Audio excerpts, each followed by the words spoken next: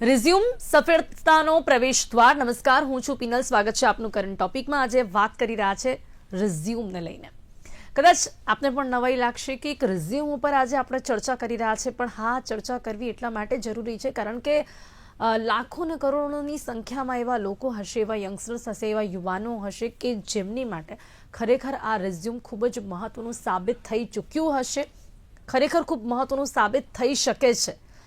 કોઈ પણ યુવાન, કોઈ પણ યંગસ્ટર આજે જ્યારે પોતાનું વિદ્યાર્થી કાળ સંપૂર્ણ કરીને જ્યારે રોજગારી મેળવવા માટે આગળ વધે છે, ત્યારે દરેકે દરેક પ્રોફેશનલિઝમમાં, જોબમાં રિઝ્યુમ બહુ જ જરૂરી હોય છે. એવું કહી શકાય છે કે જે વ્યક્તિ કદાચ પોતાની રીતે બધું જ એક્સપ્રેસ ના કરી શકતું હોય ને, ત્યારે એના વિશે ઘણું બધું બોલી જાય છે, એ હોય છે રિઝ્યુમ. એની સાથે એવું પણ કહી શકીએ છીએ કે રિઝ્યુમ એટલે કોઈ મૌન વ્યક્તિત્વવાળું વ્યક્તિ હોય ને, એની માટે એક પ્રભાવશાળી અવાજ બનતો હોય છે.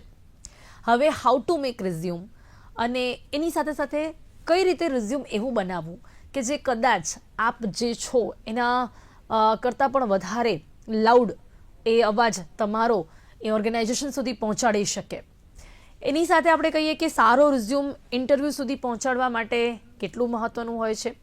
એનાથી પણ આગળ કહીશ કે જોબ અપાવવા માટે એ જે દરવાજાઓ ખોલે છે એ રિઝ્યુમ હોય છે, એ કઈ રીતે આપણે એવો રિઝ્યુમ આપણે કઈ રીતે બનાવી શકીએ છીએ.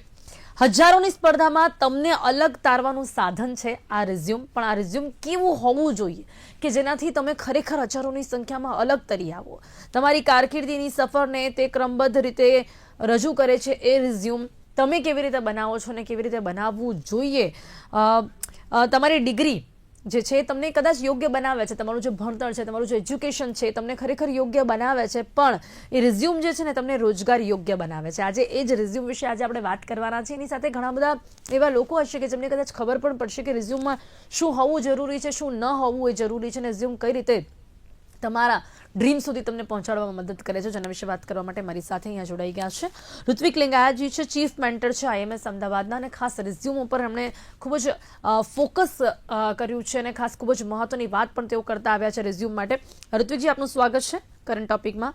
હેતલ સોલંકી છે, HR એક્સપર્ટ છે, તેમનું પણ સ્વાગત છે. Welcome to current topic. ઋત્વિકજી, સૌથી પહેલા હું આપની સાથે ચર્ચાની શરૂઆત કરવા માંગીશ કારણ કે ખાસ રિઝ્યુમની ઇમ્પોર્ટન્સ વિશે તમે જે વાત કરી છે. સૌથી પહેલો સવાલ કે ખરેખર દરેકે દરેક વ્યક્તિ માટે રિઝ્યુમનું કેટલું ઇમ્પોર્ટન્સ હોય છે. જે કામ તમે કરવા માંગો છો, કે જે એજ્યુકેશન લઈને તમે હવે બહાર આવ્યા છો, આપણે સૌ જાણીએ છીએ કે આજનું આ જીવન, આજની આ લાઈફ કેટલી હેક્ટિક છે. બધા જ હજારોની સંખ્યામાં લોકો આજે આ રેસમાં દોડી રહ્યા છે. રેસમાં તમને કોઈક અલગ તરી, તમે કઈ રીતે અલગ તરી આવો, એની માટે રિઝ્યુમ કેટલું મહત્વનું માધ્યમ છે. સો આપણા દેશમાં જ્યાં આટલા બધા લોકો છે, it becomes even more important here.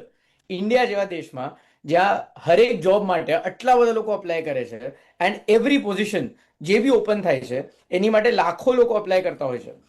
એવા આટલા બધા લોકોના રેઝ્યુમે ચેક કરવાના, રેઝ્યુમે રિવ્યુ કરવાના ટાઈમ HR પાસે બી નથી હોતા, ના કંપનીના CEO બધાની ઇન્ટરવ્યુ કોલ્સ આપે છે. હવે આ વસ્તુનું ધ્યાન રાખવા માટે કેવું CV તમે બનાવો છો, કેવું રેઝ્યુમ તમે બનાવો છો, એના ઉપર બહુ જ એમ્ફસિસ આવી જાય છે. એની અંદર રાઇટ સેટ ઓફ કીવર્ડ્સ, એની અંદર રાઇટ સેટ ઓફ જે ઓર્ડર હોય છે તમારો. Usually when we talk about the CV, આપણે જનરલી ટ્રાય કરીએ છીએ કે રિવર્સ ક્રોનોલોજીકલ ઓર્ડર રાખીએ. એટલે રિવર્સ જે ઓર્ડર હોય છે એની અંદર શું હોય, તમે જે સૌથી લાસ્ટમાં કર્યું હોય ને એ સૌથી ઉપર આવે. ફોર એક્ઝામ્પલ, હું અત્યારે વાત કરું તો અત્યારે જે મારો જે વર્ક એક્સપિરિયન્સ છે એ સૌથી ટોપ પર આવશે. એના પછી મારું જે જ્યાંથી મેં MBA કર્યું એ વાળી ડિગ્રીનું બધું આવશે કે મેં ત્યાં શું કામ કર્યું, હું ત્યાં કયા ક્લબ કમિટીમાં હતો, ત્યાં મારો રોલ શું હતો. એના પછી મારું આવશે એજ્યુકેશન ડિટેલ્સ, જે મારું હતું 12th અને 10th સ્ટાન્ડર્ડનું. એની સાથે સાથે જે બી મારું ગ્રેજ્યુએશનમાં રહ્યું છે એ બધું. એના પછી આવશે એક્સ્ટ્રા કરિક્યુલર એક્ટિવિટીઝ અને હું કઈ હોબીઝને પરસ્યુ કરું છું ફ્રી ટાઈમમાં. તો એક ઓર્ડરમાં એક રેઝ્યુમે હોવો જોઈએ. અત્યારે આપણે બહુ બધું એવું જોઈ રહ્યા છે જ્યાં બહુ બધા AI એન્જિન્સ જે છે, AI બૂમ થઈ રહ્યું છે. HR ડોમેનમાં બી AI એન્જિન્સ આવી ગયા છે. તો તમારા એક્ઝેક્ટ રેઝ્યુમમાં શું શું તમે વર્ડ્સ યુઝ કર્યા છે. ફોર એક્ઝામ્પલ, તમે જો અપ્લાય કરો છો માર્કેટિંગના રોલ માટે, એક સ્પેસિફિક એક્ઝામ્પલ લઈ રહ્યો છું to try and make you understand કે how exactly important are the keywords. તો તમે જો લેટ્સ સે સેલ્સ એન્ડ માર્કેટિંગના ડોમેન માટે અપ્લાય કરી રહ્યા છો, તો તમારા CV ની અંદર બ્રાન્ડ બિલ્ડિંગ, તમારા CV ની અંદર સેલ્સ ટાર્ગેટ્સ, તમારા CV ની અંદર આવા વર્ડ્સ જો હશે તો એઆઈ એન્જિન એ વર્ડ્સને કેચ કરશે અને તમારું સીવી આગળ જવા માટે શોર્ટલિસ્ટ કરશે. શોર્ટલિસ્ટિંગ થયા પછી એચઆર જે બી હશે જ્યાં બી તમે અપ્લાય કર્યું છે એ તમારું સીવી જોશે, એ તમારા જે સ્કિલ સેટ તમે મેન્શન કર્યા છે એ જોશે. સો સીવીનું એવું કહેવાય છે કે રેઝ્યુમેનું એવું કહેવાય છે એ એકચ્યુઅલી તમને રિપ્રેઝેન્ટ કરે છે. એન્ટર ધ ઇન્ટરવ્યુ રૂમ, તમારું સીવી ઇન્ટરવ્યુઅર્સને તમારા વિશે બહુ બધી ઇન્ફોર્મેશન આપી દે છે. So it very important that your CV actually reflects who you are. તમે જે છો એક્ઝેક્ટલી. ઘણી બીજી પણ મહત્વની વાતો હશે રેઝ્યુમે વિશે, પણ આપણે જ્યારે એચઆર ની વાત આવે છે ત્યારે હેતલજી આપનું શું માનવું છે કે એચઆર માટે કોઈ પણ રેઝ્યુમે એના સુધી પહોંચે છે ત્યારે સૌથી પહેલી પ્રાયોરિટી એની માટે શું હોય છે, શું જોવામાં આવે છે, એક એચઆર શું જોવે છે પોતાના ઓર્ગેનાઇઝેશન માટે જ્યારે એક એમ્પ્લોયને સિલેક્ટ કરે છે ત્યારે રેઝ્યુમેમાં? યસ, જેમ ઋત્વિકભાઈએ કીધું એમ કે એચઆર રિઝ્યુમ છે ને તમારું ફર્સ્ટ મિરર છે, તમારી પ્રોફેશનલ સ્કિલ્સનું મિરર છે. અને તમે કંપનીમાં એન્ટર થાવ છો ને એની પહેલા તમારું રિઝ્યુમ આવી જાય છે. અને એચઆર છે એ દરેક વસ્તુઓ કે દરેક વર્ડ્સ છે ને એ રીડ નથી કરતા, એચઆર ખાલી રિઝ્યુમને સ્કેન જ કરે છે. એટલે એવરેજ ટાઈમ એવો છે કે 30 સેકન્ડ્સમાં એચઆર છે ને તમારું સીવી સ્કેન કરી નાખે. તો એચઆર નું મેઇનલી એવું છે કે જે ઋત્વિકભાઈએ કીધું કે તમે કીવર્ડ્સ કયા, જેમણે માર્કેટિંગનું એક્ઝામ્પલ લીધું, તો એચઆર ને તમે કેટલી બધી વસ્તુઓ શું કરી છે, નંબર ઓફ વર્ડ્સ, અથવા તો તમે જુઓ કે અત્યારે ઘણા લોકો એવો સીવી પણ બનાવે કે જેમાં બહુ બધા પેજીસ હોય. તો એચઆર માટે એ ઇમ્પોર્ટન્ટ નથી. એચઆર માટે એકચ્યુઅલી ઇમ્પોર્ટન્ટ એ છે કે તમે શું રિઝલ્ટ ડિલિવર કર્યું છે.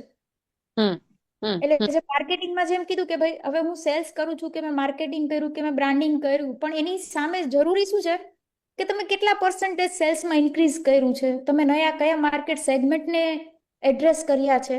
તો રાધર દેન જસ્ટ તમારું જોબ ડિસ્ક્રિપ્શન લખવાને બદલે આપણે શું રિઝલ્ટ ડિલિવર કરી રહ્યા છીએ અથવા તો કરી શકીએ એવું છે, એક વસ્તુ મને લાગે છે કે એચઆર વધારે જોવે છે અત્યારે.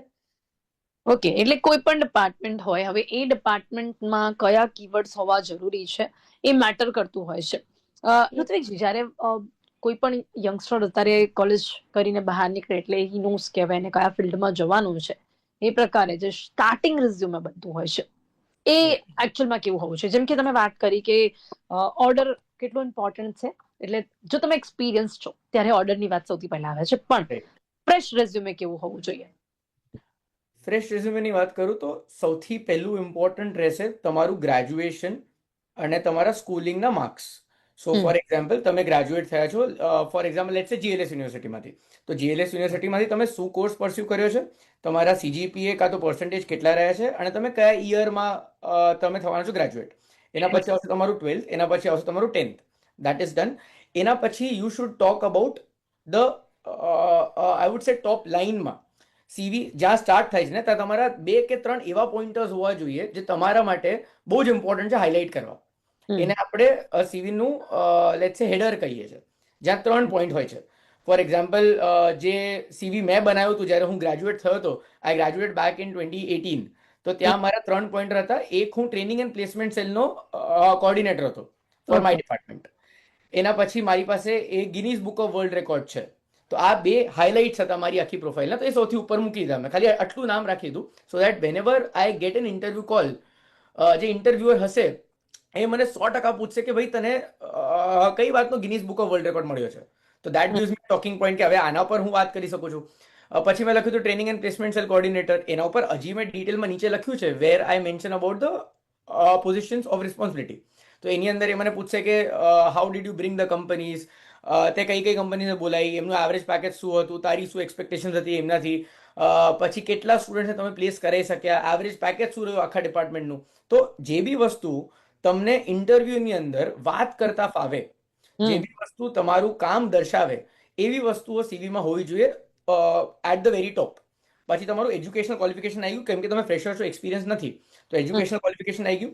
એના પછી તમે, આઈ એમ વેરી શ્યોર કે આજકાલ હરેક કોલેજમાં, ચાલો તમે એન્જિનિયરિંગ કરતા હો તો એન્જિનિયરિંગમાં, તમે બીબીએ કરતા હો તો એમાં ઇન્ટર્નશિપ બહુ જ ઇમ્પોર્ટન્ટ છે. ઇન્ટર્નશિપ એ લોકોએ કોર્સ કરિક્યુલમમાં એબ્સોલ્યુટલી મેન્ડેટરી કરી નાખી છે, એટલે તમારે કરવી જ પડે. તો ઇન્ટર્નશિપ તમે એક્સપિરિયન્સ બતાવો, તમને જે લોકો છે, જે ઇન્ટરવ્યુઅર્સ છે, એમને ખબર પડે કે તમારું એક્સપોઝર કેવું રહ્યું છે કોર્પોરેટ વર્લ્ડનું, ત્યાં તમારો શું રોલ હતો, ત્યાં તમે શું અચીવ કર્યું, ત્યાં તમે એક્ઝેક્ટલી શું કામ કર્યું અને કેવા લોકો સાથે કામ કર્યું, એ બધું ત્યાં દર્શાવવામાં આવે છે.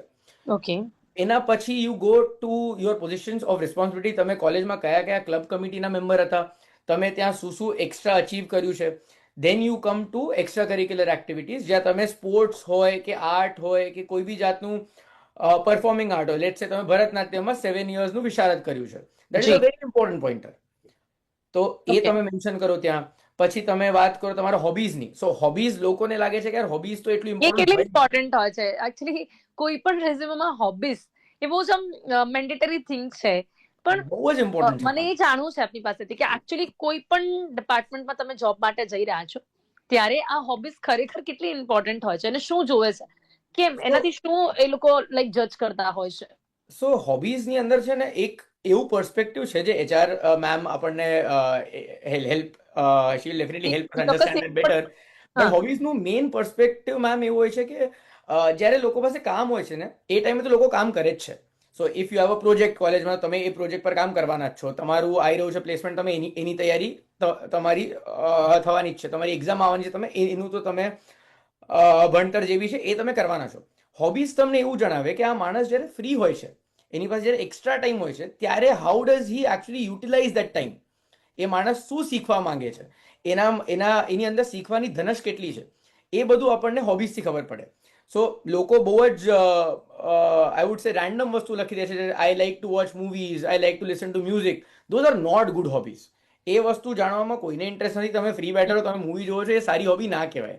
એની જગ્યાએ તમે જો સ્પેસિફિકલી મૂવીઝ જ જોતા હો તો you can write it as you like to actually critic the movies.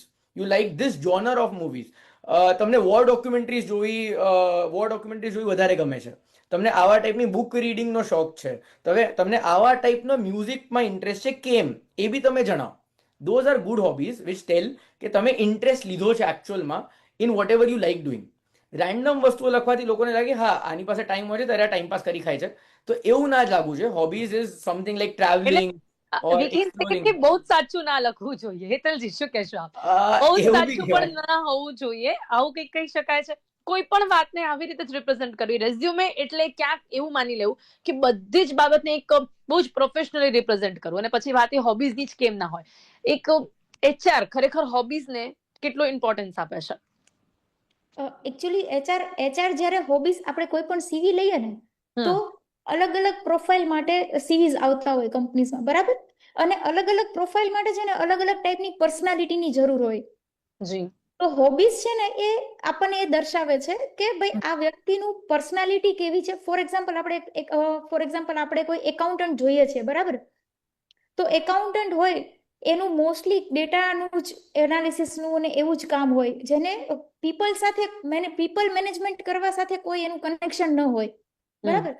અને for example customer care executive હોય તો એના હોબીઝમાં એવું હોય કે ભાઈ મને નવા નવા લોકો સાથે મળવું ગમે છે, રિલેશન બિલ્ડઅપ કરવું ગમે છે.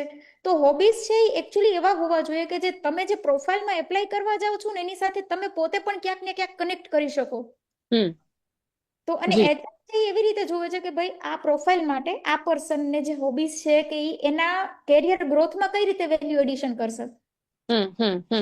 ઓકે, હોબીઝમાં પણ એટલે આપણે હોબીઝ લખતી વખતે પણ બહુ ધ્યાન રાખવું જોઈએ. વોચિંગ મૂવીઝ ઓર ફરવું પસંદ છે, આ બધું કદાચ લખવું એટલું યોગ્ય નથી હોતું, પણ જનરલી તો હેતલજી આવું જ લોકો લખતા હોય છે. લખે. કેવી રીતે સર્ચ કરવામાં આવે છે? નોર્મલી લોકો, હા, યસ, એક્ઝેક્ટલી. એમાં પણ અત્યારના ટાઈમ પર આવા જ હોબીઝ હોય છે કે watching movies, get together with friends, આવા બધા જ હોબીઝ હોય છે. સૌથી વધારે વિયર્ડ તમે શું જોયેલું છે અત્યાર સુધી રેઝ્યુમેમાં? એવું કંઈક તમે શેર કરી શકો છો?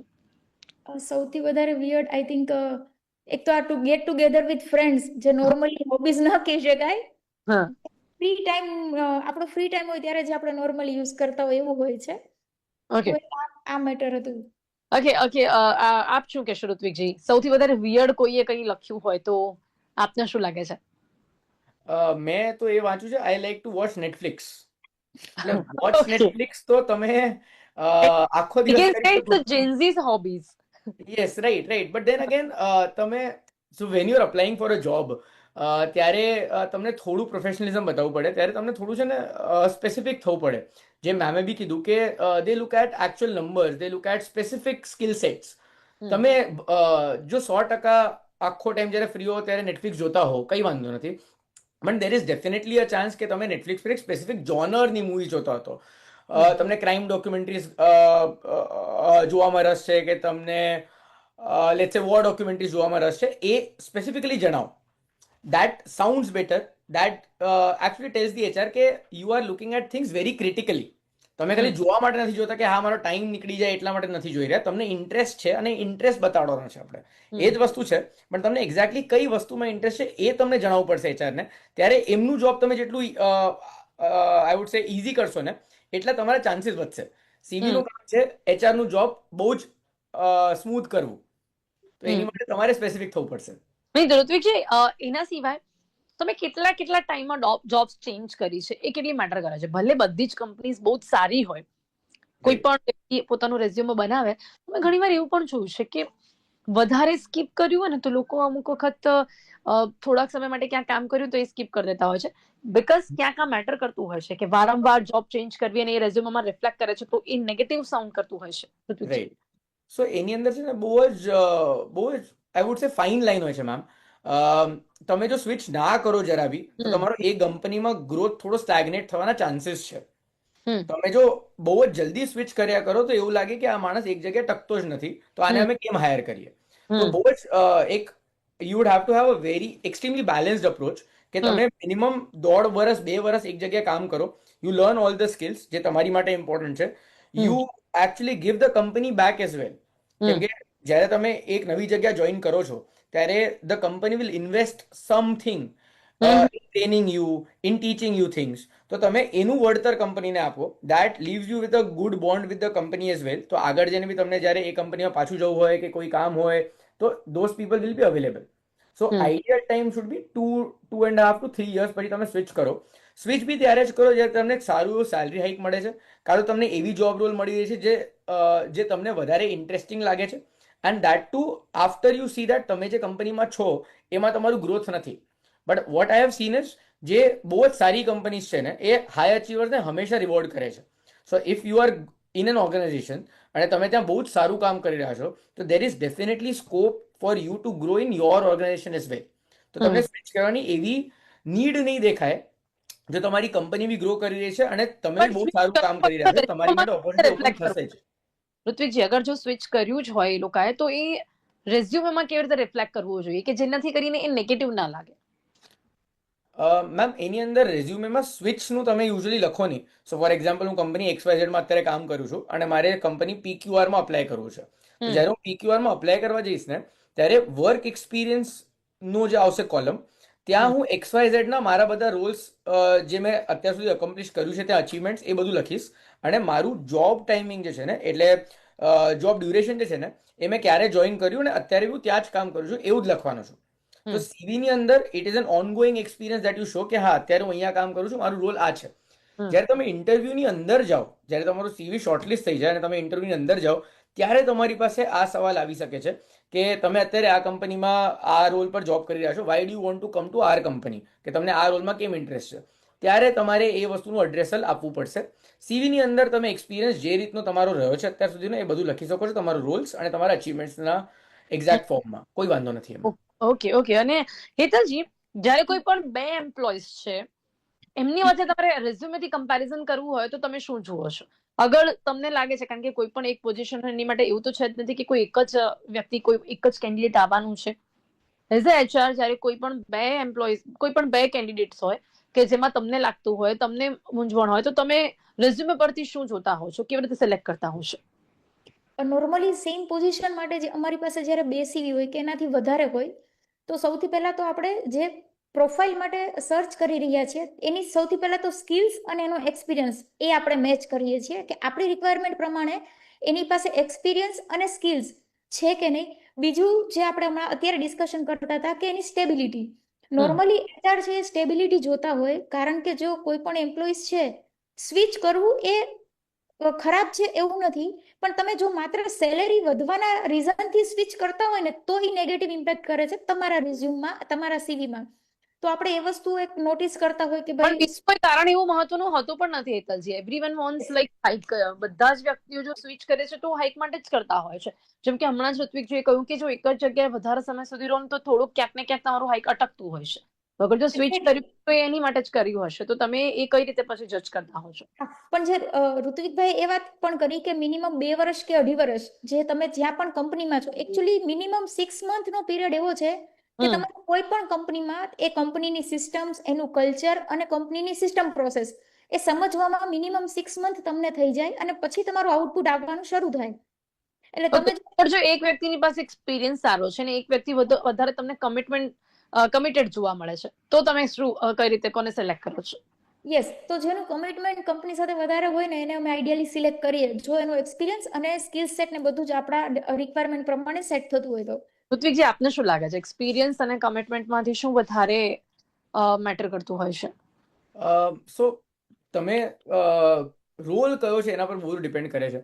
ફોર એક્ઝામ્પલ, જો તમે એક લોંગ ટર્મ હાયરિંગ જોઈ રહ્યા છો, જે કંપનીમાં લાંબો સમય કાઢે અને જેનું રોલ બહુ સ્પેસિફિક છે, જેની સેલરી બહુ તમારે ઇન્ક્રીમેન્ટ આપવાની નથી, જેમાં that person can work with you for 10-15 years, તો તમે કમિટમેન્ટ એંગલ જુઓ કે જ્યાં એ માણસ ત્યાં આવશે આપણી કંપનીમાં તો એ પછી શું શું લઈને આવી રહ્યો છે, જ્યાં મેમે જેવું કીધું એક્સપિરિયન્સ એનો હેમ્પર કરશે, અને પછી એ માણસ જો છે કમિટેડ તો અમે ઇન્વેસ્ટ કરી શકો ટાઈમ એની પાછળ એને શીખવાડવા માટે, સો દેટ એ જે એમ્પ્લોય છે એ બહુ જ લાંબા ગાળા માટે આપણી સાથે રહે.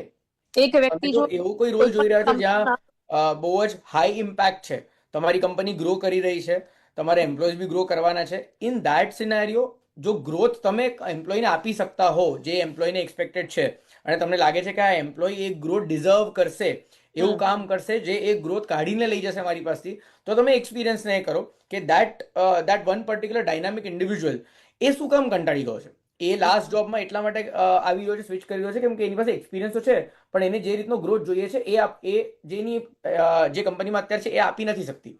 તો આપણે જો એ રીતનો ગ્રોથ આપી શકીએ તો આ માણસ આપણી સાથે બી રહેશે. પણ Because ઋત્વિક we are એવું growing. કરે છે કે જો બહુ જ બધી કંપની ચેન્જ કરી હોય તો રેઝ્યુમેમાં વધારે જોવા મળતી હોય તો એ જાણવાનો પ્રયાસ થાય, રીઝન જાણવાનો પ્રયાસ થાય. કદાચ ઘણી વખત એવું પણ બનતું હોય છે કે કોઈ પણ એક કેન્ડિડેટ છે એને કંપનીના અમુક કોન્સની ના કારણે ચેન્જ કરવું પડતું હોય છે, પણ રેઝ્યુમે પહેલા પહોંચે ને રેઝ્યુમેમાં જ આટલું બધું ચેન્જ હોય તો જાણવાનો પ્રયાસ જ ના થાય તો એક નેગેટિવ ઇમ્પેક્ટ બની જતી હોય છે. 100%. એટલે તમે જો 3-4 મહિના એન્ડ 5 મહિનામાં જોબ સ્વિચ કરી હોય તો ઇન્સ્ટેબિલિટી દેખાય. વેરી ઓનેસ્ટલી ઇન્સ્ટેબિલિટી દેખાવાથી એક વસ્તુ હવે જે કંપનીમાં તમે રેઝ્યુમ મોકલ્યું છે એ કંપની વાળાઓએ તો તમારી સાથે વાત કરી નથી, તો જે સીવીમાં દેખાશે એના ઉપર તમારું જજમેન્ટ થશે. ફર્સ્ટ તો એ જે દેખાશે એ જ થશે, બિલકુલ પછી બિલકુલ. કદાચ તમારી સાથે વાત થાય એનાથી કંઈક મગજ ચેન્જ થાય તો વાત અલગ છે, બટ પહેલી તમારી ઇમ્પ્રેશન જે છે ને એ તો રેઝ્યુમે જ પાડે છે, એ આપણે કહી શકીએ છીએ. ઓકે હેતલજી, સમય ઓછો છે પણ અમુક એવી કોઈ 2-3 ટિપ્સ કે જે રેઝ્યુમે માટે આપ એઝ અ એચઆર આપવા માંગતા હો? એક તો જે ઋત્વિકભાઈ વાત કરીએ કે ક્રોનોલોજી બહુ જ ઇમ્પોર્ટન્ટ છે. બીજી વસ્તુઓ કે અત્યારે જે એઆઈ નો ટાઈમ છે તો લોકો ઘણીવાર એઆઈ માંથી જ રિઝ્યુમ બનાવીને મૂકી દે છે, પણ એકચ્યુઅલી તમે જે રિઝ્યુમમાં ડેટા અથવા તો તમે જે કીવર્ડ્સ યુઝ કરો, તમે જે કઈ ફેક્ટ્સ આપો છો એ બધી જ વસ્તુઓ બહુ સાચી હોવી જોઈએ, એ બહુ જરૂરી છે. અને પ્લસ રિઝ્યુમની સાઇઝ છે એ પણ મેટર કરે છે, એટલે તમારો બહુ લાંબો લોંગ ટર્મનો એક્સપિરિયન્સ હોય તો બહુ બધા પેજની બદલે મેક્સિમમ 1 to 2 પેજનો સીવી હોય તો વધારે સારું. જી, ઓકે ઋત્વિકજી, આપ શું એડવાઇસ આપવા માંગશો રેઝ્યુમે માટે? ઓર્ડર સિવાય બીજી ઘણી વસ્તુઓ છે કે જેનું ધ્યાન રાખવું રેઝ્યુમેમાં જરૂરી છે, કારણ કે તમે એઝ અ પર્સન પછી પહોંચવાના છો, પણ રેઝ્યુમે એવું હોવું જોઈએ કે જે તમને એ જોબ સુધી એટલે કે વ્યક્તિ સુધી એટલે કે જે તમારો ઇન્ટરવ્યુ લેવાનો છે ત્યાં સુધી પહોંચાડે. બહુ જ સિમ્પલ 2-3 વસ્તુઓ. ફર્સ્ટ, એક પેજ ઇઝ કમ્પલસરી. એચઆર ને પેજ ઊંધું કરવાની બી જરૂર ના પડવી જોઈએ. એક પેજની અંદર તમે તમારો બધો ડેટા રાખો. બીજું, કોઈ બી ગ્રામેટિકલ એરર્સ ના હોવા જોઈએ, કોઈ બી ઇંગ્લિશના એરર્સ ના હોવા જોઈએ. બહુ જ સિમ્પલ વસ્તુ આપણે ધ્યાન રાખી શકીએ છીએ, ધ્યાન રાખવાની, કોઈ બી ગ્રામેટિકલ એરર્સ નહીં. And keep your CV format very simple to read. Photos ને કેનવા પર જઈને બનાવવાની જરૂર નથી, તમારો ફોટો કોઈ નાખવાની જરૂર નથી ત્યાં. They are not hiring you for your looks, they will hire you for what you can do in the job. તો બહુ જ સિમ્પલ પ્લેન એક પેજનું CV that represents everything that you done in your life in a very quantified manner. દરેક વસ્તુ માટે numbers હોવા જોઈએ. અને એઆઈ જો તમારું સીવી સ્કેન કરવાનું હોય તો ઇન દેટ કેસ તમારા keywords should be according to what role you are applying to. જે બી રોલ માટે અપ્લાય કરો છો એના પ્રમાણે તમે રાઈટ કીવર્ડ સેટ કરી દો તમારા સીવીમાં. ઓકે એટલે બહુ જ ઇમ્પોર્ટન્ટ અમુક એવા એવા કહી શકાય પોઈન્ટ્સ છે કે જે ધ્યાન રાખવા જરૂરી છે જો તમે કોઈ પણ રિઝ્યુમે બનાવી રહ્યા છો, અને એના વિશે આ બંને તમામ લોકોને જણાવ્યું તે બદલ આપનો ખૂબ ખૂબ આભાર. સમય અહીંયા સમાપ્ત થાય છે. ઋત્વિકજી, હેતલજી, thank you so much for connecting with us. Thank you so much. Thank you. Resume સફળતાનું પ્રવેશ દ્વાર કેવી રીતે બને છે, કઈ રીતે કોઈ પણ ઓર્ગેનાઇઝેશનમાં રેઝ્યુમે તમારાથી પહેલાં પહોંચે છે, અને એ જ એક ટિકિટ કહી શકાય છે કે જે તમને પહોંચાડે છે એ જોબ સુધી અને એ ઓર્ગેનાઇઝેશન સુધી કે જ્યાં તમે જોબ કરવા માંગો છો. અને એટલા જ માટે રેઝ્યુમે કેવું હોવું જોઈએ અને એમાં કઈ એવી બાબતો છે કે જેનું ધ્યાન રાખવું જરૂરી છે તેના વિશે આપને જણાવવાનો પ્રયાસ કર્યો છે. કરંટ ટોપિકમાં અત્યારે બસ આટલું જ. ફરીથી મળીશું એક નવા વિષયની સાથે. ત્યાં સુધી રજા આપશો. નમસ્કાર.